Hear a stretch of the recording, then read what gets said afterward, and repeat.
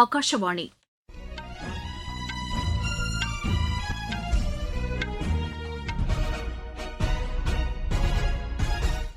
செய்திகள் வாசிப்பவர் வடிவழகி கபிலன். தலைப்புச் செய்திகள். பிரதமர் திரு நரேந்திர மோடி காணொலி வாயிலாக முதலமைச்சர்களுடன் இன்று மாலை ஆலோசனை நடத்துகிறார். பெட்ரோல் டீசல் மீதான கலால் வரியை மத்திய அரசு குறைத்துள்ளது. மேற்காசிய பிரச்சினையை தொடர்ந்து ஊரடங்கு கொண்டுவரும் திட்டம் எதுவும் இல்லை என்று பெட்ரோலியத்துறை அமைச்சர் திரு ஹர்தீப் சிங் புரி தெரிவித்துள்ளார்.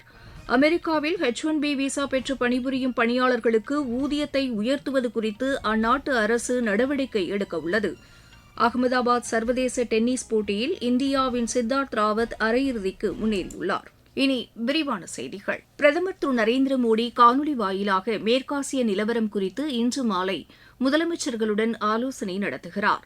இந்த ஆலோசனைக் கூட்டத்தில் பெட்ரோலிய பொருட்கள், உரம் உள்ளிட்டவை நுகர்வோருக்கு போதுமான அளவு விநியோகிப்பது குறித்து விவாதிக்கப்பட உள்ளதாக தகவல்கள் தெரிவிக்கின்றன. சட்டப்பேரவைத் தேர்தல் நடைபெறவுள்ள தமிழகம், கேரளம், அஸ்ஸாம், மேற்குவங்கம், புதுச்சேரி முதலமைச்சர்களை தவிர அனைத்து மாநில முதலமைச்சர்களுடனும் பிரதமர் ஆலோசனை மேற்கொள்கிறார்.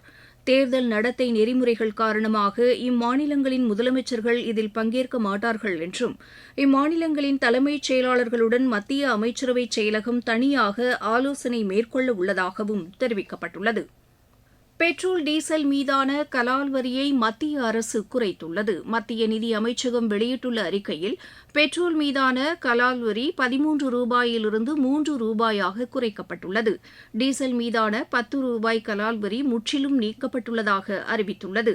இது தொடர்பாக மத்திய நிதியமைச்சர் திருமதி நிர்மலா சீதாராமன் வெளியிட்டுள்ள சமூக வலைதள பதிவில், மேற்காசிய பிரச்சினையால் சர்வதேச சந்தையில் கச்சா எண்ணெய் விலை அதிகரித்துள்ளதால் நாட்டில் பெட்ரோல் டீசல் விலை உயர்வை கட்டுப்படுத்த இந்நடவடிக்கை மேற்கொள்ளப்பட்டுள்ளதாக தெரிவித்துள்ளார். பெட்ரோலிய பொருட்களின் விலை உயர்விலிருந்து நுகர்வோரை பாதுகாக்க இம்முடிவு எடுக்கப்பட்டுள்ளதாக அவர் கூறியுள்ளார். டீசல் மீதான ஏற்றுமதிக்கு லிட்டருக்கு 21 ரூபாய் 50 காசும், விமான எரிபொருள் ஏற்றுமதிக்கு லிட்டருக்கு 29 ரூபாய் 50 காசும் அதிக வரி சுமத்தப்பட்டுள்ளதாக அவர் தெரிவித்துள்ளார்.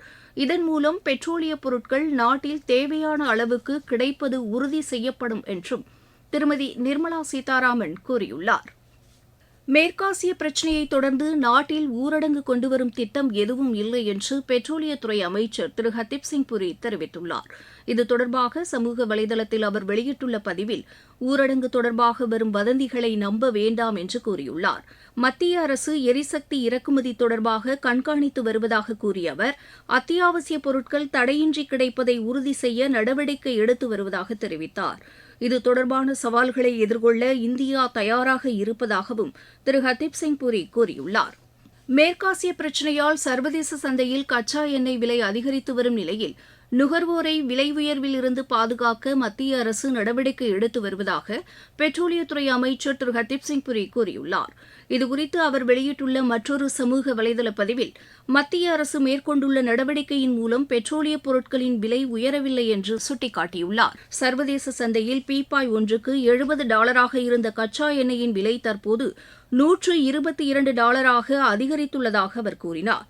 இதனையடுத்து பெட்ரோல் டீசல் விலை தென்கிழக்கு ஆசிய நாடுகளில் 50% வரையிலும், வட அமெரிக்காவில் 30% வரையிலும், ஐரோப்பாவில் 20% வரையிலும், ஆப்பிரிக்க நாடுகளில் 50% வரையிலும் அதிகரித்துள்ளதாக அவர் தெரிவித்துள்ளார். பிரதமர் திரு நரேந்திர மோடி தலைமையிலான அரசு பெட்ரோலிய பொருட்களின் விலையை உயர்த்தாமல் நடவடிக்கை எடுத்து வருவதாக அவர் குறிப்பிட்டுள்ளார். சர்வதேச அளவில் பெட்ரோலிய பொருட்களின் விலை உயர்ந்து வரும் நிலையில் நாட்டில் பெட்ரோலுக்கு லிட்டர் 24 ரூபாயும், டீசலுக்கு லிட்டருக்கு 30 ரூபாயும் மானியம் வழங்கப்பட்டு வருவதாக தெரிவித்துள்ளார். பெட்ரோலிய பொருட்களின் ஏற்றுமதியை கட்டுப்படுத்த ஏற்றுமதி வரி சுமத்தப்பட்டுள்ளதாகவும் திரு ஹர்தீப் சிங் புரி கூறியுள்ளார். நீங்கள் கேட்டுக்கொண்டிருப்பது ஆகாஷவாணியின் செய்தி அறிக்கை. சுட்டு விரலில பொட்டு வைக்கிற புள்ளியில் ஏற்படும் மாற்றம், நீ தொட்டு அடுத்த ஒத்த பட்டனில தேச முன்னேற்றம். இந்திய குடிமக்கள் உரிமை இதுவே, எல்லோரின் அடிப்படை கடமை இதுவே. ஓட்டு போடுவோம், ஓட்டு போடுவோம், ஓட்டு போடுவோம், ஓட்டு போடுவோம், நிச்சயம் ஓட்டு போடுவோம். சுட்டு விரலில பொட்டு வைக்கிற புள்ளியில் ஏற்படும் மாற்றம், நீ தொட்டு அடுத்த ஒத்த பட்டனில தேச முன்னேற்றம். 10 நிமிட வாக்களிக்கும் அவசிய வேலை இது, 5 வருட ஆட்சியை தான் தீர்மானிக்கும் நாளை. 100 அடி தூரத்திலே வாக்குச்சாவடி வந்துவிடும். நமது உரிமையோ ஒரு ஓட்டு தந்துவிடும். ஏற்றம் பெற எப்படியும் நிச்சயம் வாக்களிப்போம், நிச்சயம் வாக்களிப்போம். கேரளம், அஸ்ஸாம் மற்றும் புதுச்சேரியில் சட்டப்பேரவை தேர்தலுக்கான பிரச்சாரம் தீவிரமடைந்துள்ளது. புதுச்சேரியில் உள்ள 30 தொகுதிகளில் 294 வேட்பாளர்கள் களத்தில் உள்ளனர். தேசிய ஜனநாயக கூட்டணி வேட்பாளர்களுக்கு ஆதரவாக பிஜேபி மகளிர் அணி தலைவர் திருமதி வானதி ஸ்ரீனிவாசன் பல்வேறு இடங்களில் பிரச்சாரம் மேற்கொண்டார். காங்கிரஸ் தலைமையிலான எதிர்க்கட்சிக் கூட்டணிக்கு ஆதரவாக புதுச்சேரி மாநில தலைவர் திரு வைத்திலிங்கம் கோட்டுப்பாளையம், பால்பெட் உள்ளிட்ட இடங்களில் பிரச்சாரம் மேற்கொள்கிறார். அசாமில் உள்ள 126 தொகுதிகளில் 722 வேட்பாளர்கள் களத்தில் உள்ளனர். கேரளத்தில் உள்ள 140 தொகுதிகளில் 651 வேட்பாளர்கள் களத்தில் உள்ளனர். வாக்குப்பதிவு அடுத்த மாதம் 9ஆம் தேதி நடைபெறுகிறது. வாக்கு எண்ணிக்கை மே மாதம் 4ஆம் தேதி நடைபெறும். தமிழக சட்டப்பேரவைத் தேர்தலில் 100% வாக்குப்பதிவை உறுதி செய்யும் வகையில் மாநிலம் முழுவதும் விழிப்புணர்வு நிகழ்ச்சிகள் நடைபெற்று வருகின்றன. கோவை மாவட்டத்தில் உள்ள செட்டிப்பாளையம் மைதானத்தில் நடைபெற்ற பாரா ரைடிங் மூலம் வாக்களிக்க வேண்டியதன் அவசியம் குறித்து விழிப்புணர்வு ஏற்படுத்தப்பட்டதாக எமது செய்தியாளர் தெரிவிக்கிறார். கோயம்புத்தூர் மாவட்டத்தில் 100% வாக்களிப்பதன் அவசியம் குறித்த பல்வேறு விழிப்புணர்வு நிகழ்ச்சிகள் நடத்தப்பட்டு வருகின்றன. இதன் ஒரு பகுதியாக எல்என்டி பைபாஸ் சாலையில் உள்ள செட்டிப்பாளையம் ஜல்லிக்கட்டு மைதானத்தில் பாரா ரைடிங் எனப்படும் ராட்சச பலூன் மூலம் விழிப்புணர்வு ஏற்படுத்தும் நிகழ்ச்சி நடத்தப்பட்டது. இதில் மாவட்ட தேர்தல் அலுவலரும் மாவட்ட ஆட்சித் தலைவருமான திரு பவன்குமார் பாரா ரைடிங் செய்து 100% வாக்களிப்பது குறித்த விழிப்புணர்வை ஏற்படுத்தினார். இந்த நிகழ்வில் தேர்தல் அலுவலர்கள் மற்றும் பொதுமக்கள் பலர் கலந்து கொண்டனர். கோயம்புத்தூரிலிருந்து ஹரிஹரன். கிருஷ்ணகிரி மாவட்டத்தில் வாக்களிப்பதன் அவசியம் குறித்து விவசாயிகளுக்கு விழிப்புணர்வு ஏற்படுத்தப்பட்டதாக எமது செய்தியாளர் தெரிவிக்கிறார். கிருஷ்ணகிரி மாவட்ட வேளாண் துறை சார்பில் மாவட்டத்தில் உள்ள 1.5 லட்சம் விவசாயிகளுக்கு தேர்தல் குறித்து பல்வேறு விழிப்புணர்வுகள் மேற்கொள்ளப்பட்டு வருகிறது. அதன்படி கிருஷ்ணகிரி மாவட்டம் ஊத்தங்கரை அருகே உள்ள மிட்டப்பள்ளி கிராமத்தில் விவசாயிகள் அதிக அளவில் உள்ளதால் வயல்வெளியில் நெற்கதிர்களை விட்டு தேர்தல் தேதி குறித்து விழிப்புணர்வு ஏற்படுத்தி வருகின்றனர். அருகிலுள்ள விவசாயிகள் ஒன்றிணைந்து கட்டாயம் வாக்களிப்போம், எங்கள் வாக்கு விற்பனைக்கு அல்ல என்று உறுதிமொழியினை ஏற்றுக்கொண்டனர். கிருஷ்ணகிரியிலிருந்து ராஜா சின்னத்தம்பி. அமெரிக்காவில் H1B விசா பெற்று பணிபுரியும் வெளிநாடுகளைச் சேர்ந்த பணியாளர்களுக்கு ஊதியத்தை உயர்த்துவது குறித்து அந்நாட்டு தொழிலாளர் நலத்துறை நடவடிக்கை எடுக்க உள்ளது. இது தொடர்பாக இத்துறை வெளியிட்டுள்ள அறிக்கையில், அமெரிக்காவில் நிலவும் ஊதியத்துக்கு இணையாக வெளிநாடுகளில் இருந்து வந்து பணிபுரிவோருக்கு சம ஊதியம் வழங்குவதற்கான திட்டம் கொண்டுவரப்படும் என்று தெரிவிக்கப்பட்டுள்ளது.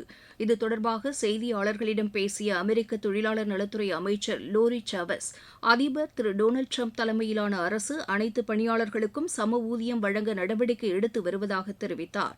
H1B விசா பெற்று அமெரிக்காவில் பணிபுரியும் பணியாளர்கள் அந்நாட்டு பணியாளர்களை விட $10,000 குறைவாக ஊதியம் பெறுவதாக அரசு ஆய்வறிக்கை தெரிவிக்கிறது. இந்த திட்டத்தின்படி புதிதாக H1B விசா பெறுபவர்களுக்கு அதிக ஊதியம் கிடைக்கும் என்று அறிவிக்கப்பட்டுள்ளது. இந்தியாவுடனான உறவுகள் வலுவடைந்து வருவதாக அமெரிக்க அதிபர் திரு டொனால்டு டிரம்ப் தெரிவித்துள்ளார். இது தொடர்பாக அமெரிக்க தூதரகம் வெளியிட்டுள்ள அதிபரின் அறிக்கை அடங்கிய சமூக வலைதள பதிவில், பிரதமர் திரு நரேந்திர மோடியும் அதிபர் திரு டொனால்டு டிரம்பும் உலகிலேயே செயல்திறன் கொண்ட தலைவர்கள் என்று கூறியுள்ளது. அகமதாபாத்தில் நடைபெற்று வரும் சர்வதேச டென்னிஸ் போட்டியில் இந்தியாவின் சித்தார்த் ராவத் அரையிறுதிக்கு முன்னேறியுள்ளார். ஆடவர் ஒற்றையர் பிரிவு காலிறுதி ஆட்டத்தில் அவர் 7-6, 6-3 என்ற செட் கணக்கில் இந்தியாவின் திக் விஜய் பிரதாப் சிங்கை வென்றார். துனிஷியாவில் நடைபெற்று வரும் சர்வதேச டேபிள் டென்னிஸ் போட்டியில் இந்தியாவின் ஹர்மீத் தேசாய் காலிறுதிக்கு முந்தைய சுற்றுக்கு முன்னேறியுள்ளார். ஆடவர் ஒற்றையர் பிரிவு முதல் சுற்று ஆட்டத்தில் அவர் 12-10, 11-8, 4-11, 11-8 என்ற செட் கணக்கில் ரஷ்யாவின் நிகிதா ஆர்க்மென்கோவை வென்றார். இப்போட்டியின் மகளிர் ஒற்றையர் பிரிவில் இந்தியாவின் சுதீப்தா முகர்ஜியும் காலிறுதிக்கு முந்தைய சுற்றுக்கு முன்னேறியுள்ளார். நாக்பூரில் நடைபெற்று வரும் சர்வதேச மகளிர் டென்னிஸ் போட்டியில் இந்தியாவின் சீல் தேசாய் அரையிறுதிக்கு முன்னேறியுள்ளார். மீண்டும் தலைப்புச் செய்திகள். பிரதமர் திரு நரேந்திர மோடி காணொலி வாயிலாக முதலமைச்சர்களுடன் இன்று மாலை ஆலோசனை நடத்துகிறார். பெட்ரோல், டீசல் மீதான கலால் வரியை மத்திய அரசு குறைத்துள்ளது. மேற்காசிய பிரச்சினையை தொடர்ந்து ஊரடங்கு கொண்டுவரும் திட்டம் எதுவும் இல்லை என்று பெட்ரோலியத்துறை அமைச்சர் திரு ஹர்தீப் சிங் புரி தெரிவித்துள்ளார். அமெரிக்காவில் H1B விசா பெற்று பணிபுரியும் பணியாளர்களுக்கு ஊதியத்தை உயர்த்துவது குறித்து அந்நாட்டு அரசு நடவடிக்கை எடுக்க உள்ளது. அகமதாபாத் சர்வதேச டென்னிஸ் போட்டியில் இந்தியாவின் சித்தார்த் ராவத் அரையிறுதிக்கு முன்னேறியுள்ளார். இத்துடன் இந்த செய்தி அறிக்கை நிறைவு பெற்றது.